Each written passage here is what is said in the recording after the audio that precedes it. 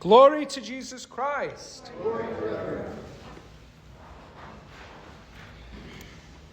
So, I thought today might be a good day for me to introduce you to a little companion of mine, a little friend of mine. Let's call him Lizard. This is my own pet lizard. Use your imagination here a little bit. This is my own pet lizard, and I've had him since I was young. And he's been kind of stuck on my shoulder for a long time. And every so often I give him something to eat. And he likes it, and it makes him grow bigger. And he whispers things in my ear, you know, talks to me. Says things that I like the sound of sometimes. And sometimes he uses bad language. Sometimes he says things that he really shouldn't do, but you know, it's part of being a lizard. It's his nature. And I've kind of got used to having him up here. And it is a bit inconvenient sometimes when he uses four-letter words in church. But, you know, you sort of make allowances, and he is a lizard after all. And if I'm being honest, I kind of like it. I kind of like having my lizard. I even like some of the things he says sometimes, even though I probably shouldn't. And this lizard on the shoulder is an image that the great C.S. Lewis gives to us in his novel, The Great Divorce. It's a wonderful little imaginative read about what the next world may look like, especially for the souls in purgatory. Now, C.S. Lewis wasn't a Catholic, and this novel is certainly not in any way perfect doctrine, but it's a very thought-provoking look at the fact that we can sometimes put up with things in our lives that we shouldn't be putting up with. We can get very attached to the lizards on our shoulder, so to speak. Now, a better man than I am could do great dramatic justice to this illustration that C.S. Lewis gives us. I can't do that. So, second best, I'm going to read you the choice part of this. Well, this is the image that I want you to keep in mind as I read this to you.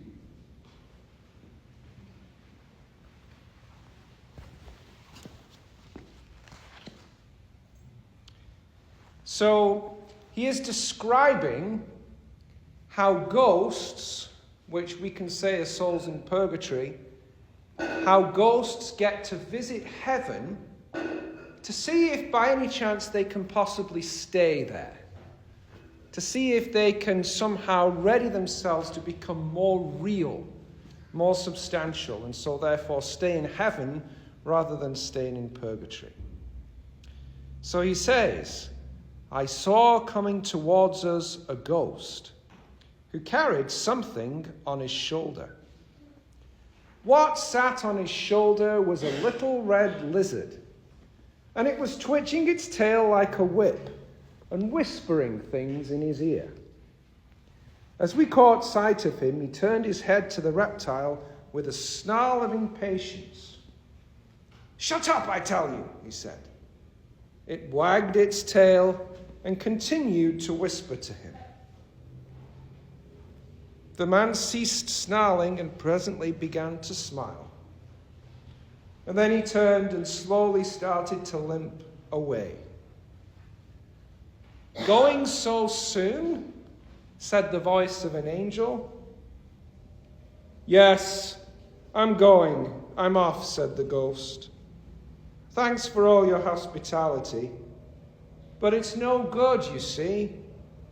I told this little chap that he'd have to be quiet if he came, and he insisted on coming. Of course, his stuff won't do up here, I know that, but he won't stop.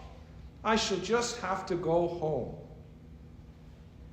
Would you like me to make him quiet?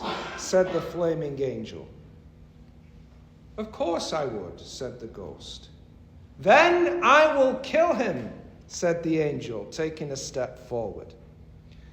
Ah, look out, you're burning me, keep away, said the ghost, retreating. Don't you want him killed? Nobody said anything about killing him, And I wouldn't want to bother you with anything so drastic as that. It is the only way, said the angel, whose burning hands were now very close to the lizard. Shall I kill it? Well, that is a further question. I'm quite open to considering it, but it's a new point, isn't it? I mean, for the moment, I was only thinking about keeping it quiet up here because, well, it's so embarrassing. May I kill it?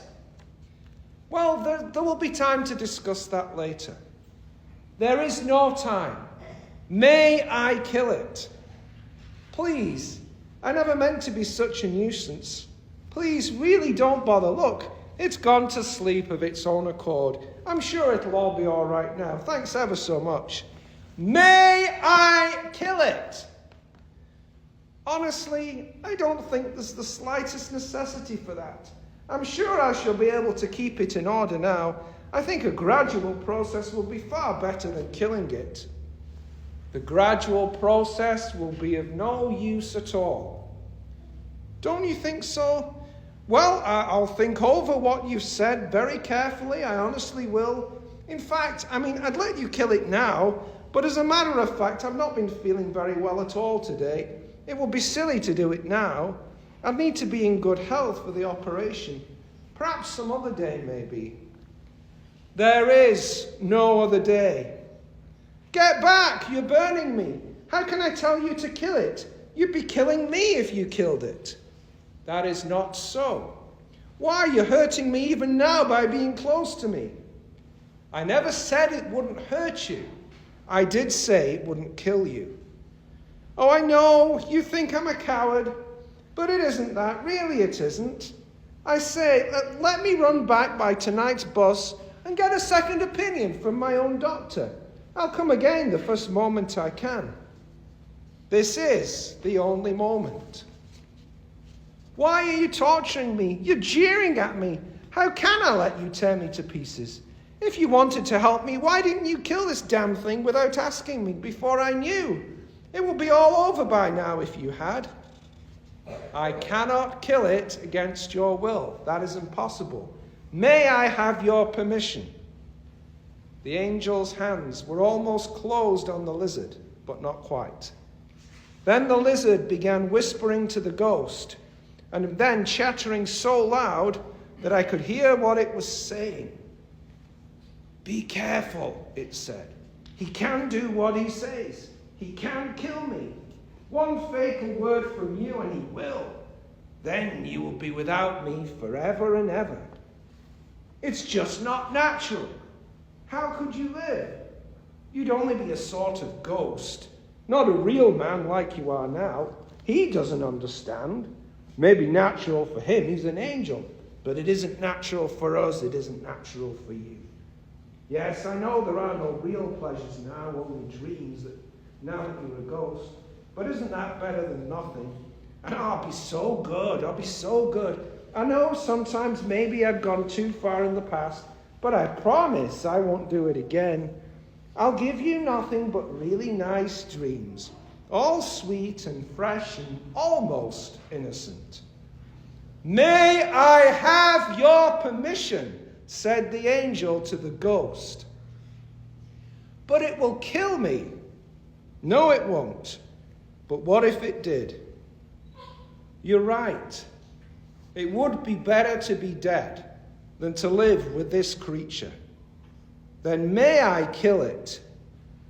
Go on, get it over, do what you like. Kill it, bellowed the ghost, and whimpered, God help me, God help me.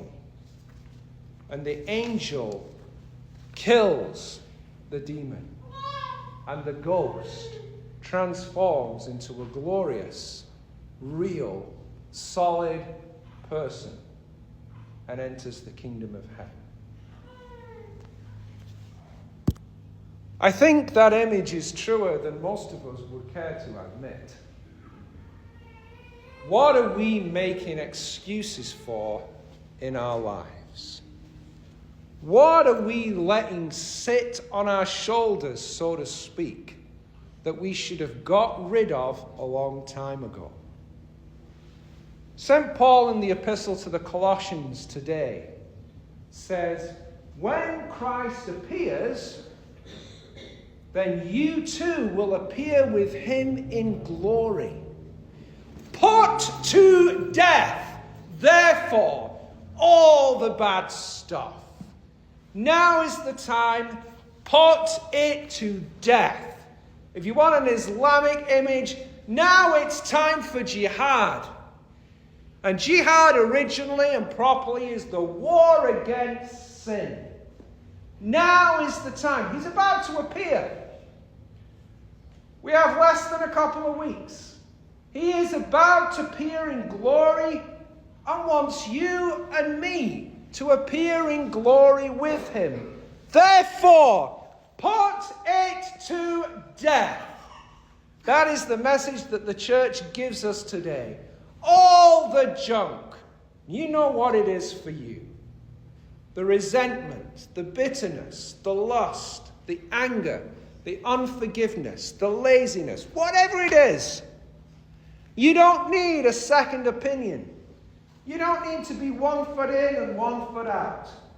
Be both feet in. Put it to death.